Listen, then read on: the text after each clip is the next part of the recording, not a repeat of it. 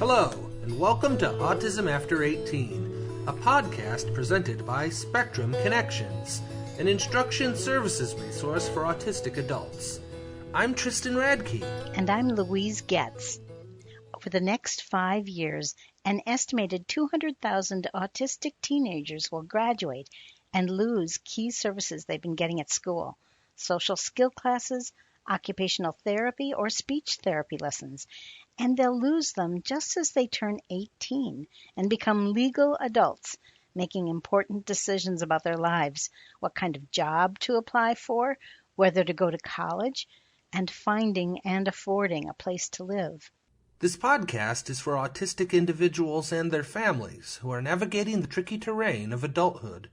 We'll talk with young autistic adults who are working through the challenges of life after high school and who have experienced the challenges of wanting to be part of a community but are having a hard time finding their tribe, figuring out where they fit.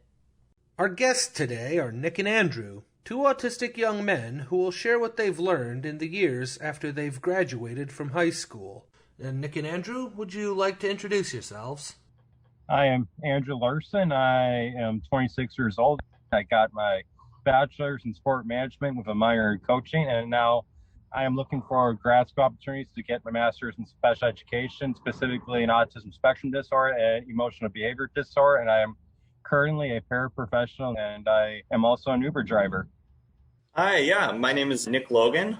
Got my degree in computer science. I am currently working as a software developer. So, Nick, when were you diagnosed? What is your diagnosis story?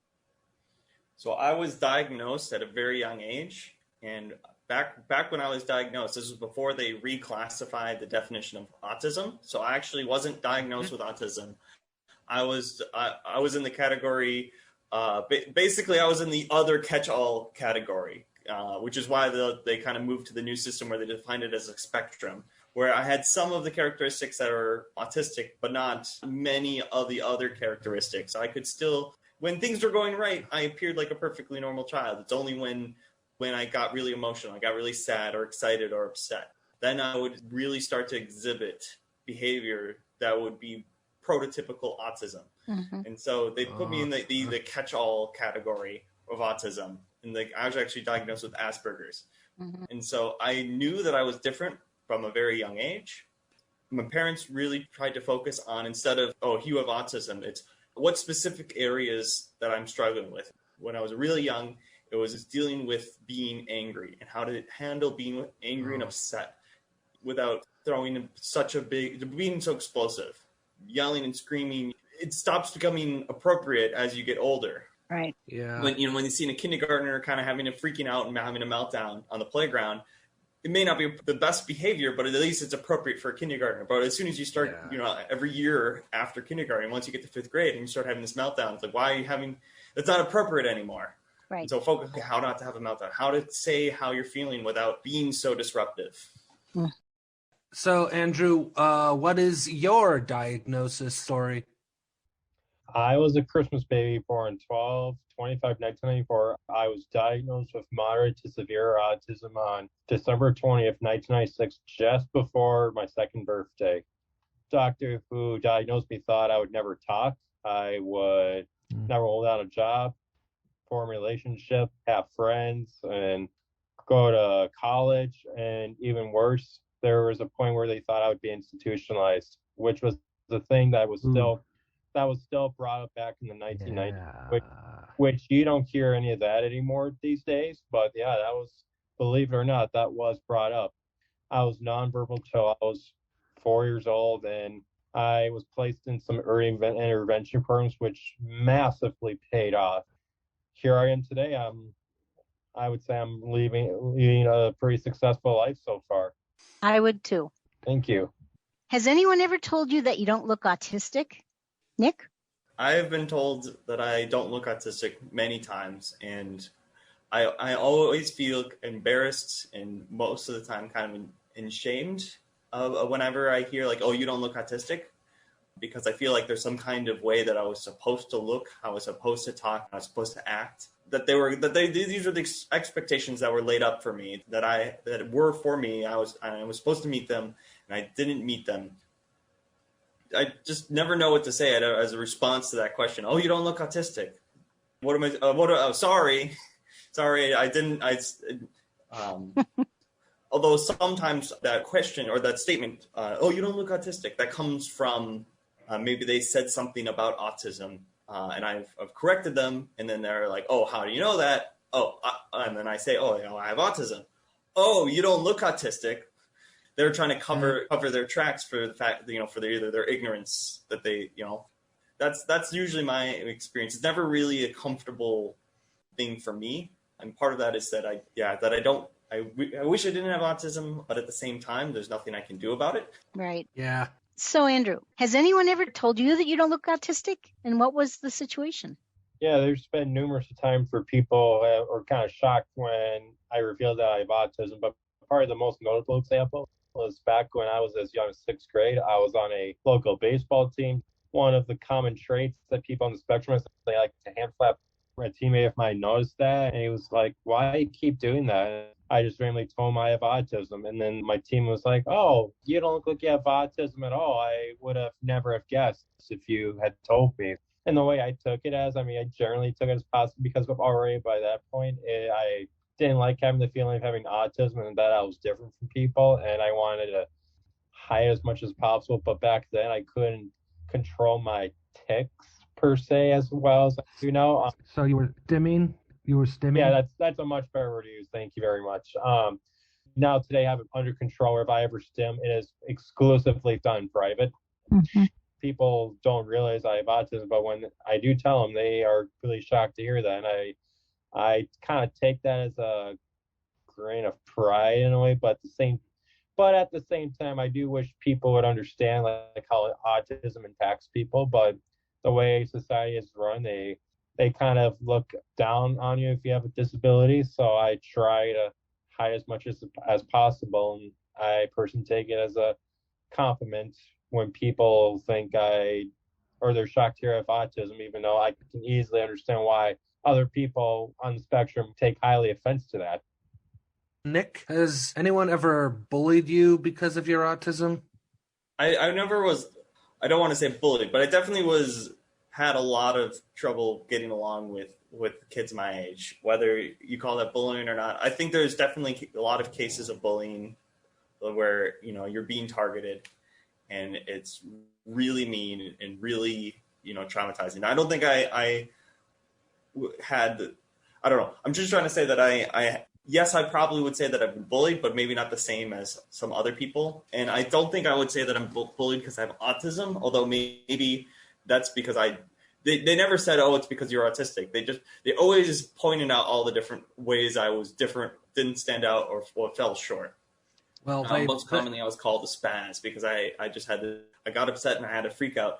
Then, the kids in my school or even in autism camps made fun of me for that. And it's hurtful, but at the same time, I think the biggest thing for me to get over that is time and distance. I kind of treat my experience with that bullying kind of like a heat stroke. Get out of the heat and cool off. Well, they probably don't know all the details about autism or any of that, so people will bully other people for looking strange or being out of the ordinary. So they wouldn't necessarily know you were autistic, but would just pick up on the oddities. Mm-hmm. Everyone likes to pick on someone, especially in kids, because I feel like you can be really mean as a kid and get away with it. I feel like once you get to an adult and you start being that level of mean and petty, it's going to catch up to you. More likely than not, it's going to catch up to you real quick. Mm-hmm. You're going to come into real trouble, or you'll meet someone who will not be too kind to that and will let you know very, very bluntly. Andrew, have you ever been bullied because of your autism?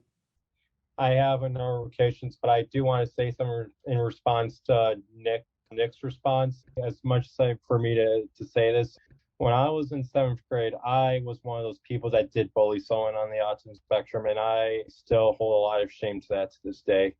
long story short, it was actually me and two other people on the spectrum who kind of ganged up on this one other person because we all noticed he had a hard time controlling his behaviors, and it was very easy to piss him off, and we all thought it was funny. Mm-hmm. He had no sense of awareness how to control his behavior, and he would literally make a fool of himself in front of the entire class. Well, I heard that a lot of times people will bully just to provoke a reaction, that the reaction is what they want. Yep, Right. I 100% agree with that, and to this day, I am ashamed of that. Mm-hmm. This podcast is brought to you by Spectrum Connections, a nonprofit organization providing skill instruction and mentoring support to young autistic adults. Andrew, for the people that say that you don't look autistic, what would you like them to know? That I think people underestimate how much of an impact autism still makes in my life, and people don't realize how hard it is sometimes to live with autism. Kind of what Nick was maybe saying earlier in the podcast, I'd say the biggest thing I struggle with is processing things. For the average person, it probably takes them a second to 3 seconds to process something. For me, it probably takes about 3 to 5 seconds. But for some other people, it sometimes takes a minute to process something. There will be times where if I'm not processing something, it'll feel like sometimes things are going a million miles per hour, and I may mumble or have a gaffe, for example, or not say anything for a few seconds. So I do feel like sometimes things are rushed, and that's a difficult thing I think people need to realize I go through. And then another thing is just generally having anxiety. Even though I'm very thankful I have friends that accept me and love me the way I am, I still have general anxiety asking for things sometimes, or even speaking out to them if I'm, going through the emotions right now. That's just something I wish people would know about having autism that may be invisible to them. Mm-hmm. Thank you. So, Nick, same question. What do you want people to know about invisible autism? I think the one thing I would like people to know about autism is that it's a developmental disorder. And what that means for me is that in a lot of key areas, particularly socially, that's like the big stereotype, is that people with autism really struggle socially. At least how it impacts me is that I end up being several years behind my peers socially. That definitely made it so that no matter which age group I have been up to this point, I'm in an awkward spot because my peers are, and this is getting a little better now that I'm out of college, quite a bit better. But before that, you're kind of locked into your age group. When you're in school, you go to your classes with people of your age group. Mm-hmm. And, I really struggled to interact with people that kind of on that same level. For me, because it's a developmental condition, I think the one big statement is that for me is that I'm able to grow past where I am right now. And that's true not just for people with autism, but for everyone, is that if you're struggling with, I don't have a very big social circle. I don't have very many friends. You're not stuck with that forever. You can make progress and you can make changes in your life if you work on it and push on it. And just because you have autism, it may take longer than if you didn't have autism, but that doesn't mean that you'll never get there. Wonderful. I do think our lives are always in a state of flow or flux, however you want to look at it. It's always changing. You're never staying in the same spot for too long. And sometimes that means you go from having a really good time, you're in the flow and everything seems to be going your way. And then just when you're comfortable, everything changes and you got to start over again. What are the challenges as an adult, especially an adult with invisible autism, as you're trying to figure out what's next for your life? This is kind of a hard topic for me to admit, but where I'm at in life right now, I have a good job that pays well. I have friends. I have a good support system. But the next thing that's been a long struggle for me is dating. When I am potentially interested in someone, you have to, in terms of revealing, if you want to reveal your autism, or you have to be careful how you're talking to this person. Like, you can't actually tell us when you're autistic right away, or she may run for the hills very quickly. But at the same time, you can't wait too long, because then she's think you like to hide stuff, which that's not a good thing in a relationship. For me, when it comes to like crush time, when I actually need to step up to the plate, I often joke like I can't put it together, because I know all the social norms of how a relationship works. It takes good communication, trust, and building something that can last a lifetime. And I know all those things, but when it comes to stepping up to the plate and executing, I joke. And that's something Sure. I'm trying to help kind of navigate through myself right now. But again, you have to train carefully when you're trying to pursue something. But at the same time, it's very frustrating because you want to be treated like a normal human being, like someone who contributes to society. But at the same time, part of me is like, I wish you would realize I have autism. So can you maybe cut me a little bit of slack? I'm trying as hard as I can. So, Nick, I'm wondering, what are the challenges for you as an adult, especially an adult with invisible autism, as you're trying to figure out what's next for your life? Right now, all my struggles are the same struggles that a lot of young adults my age have. It's just that I may, and yes, it's maybe my ability to deal with them is not quite as it's not the same because I have autism. But I'm in the process of trying to find a new place to live. And that's never going to be an easy process, whether you have autism or not. It's only going to be easy if you have a lot of money. And that's right. But even if you have a lot of money, you got to make the choice of how you want to spend it, how you want to live your life. Those are the kind of things that I'm really working on right now. I think that the big theme for my life right now is trying to be more independent and accept more responsibility.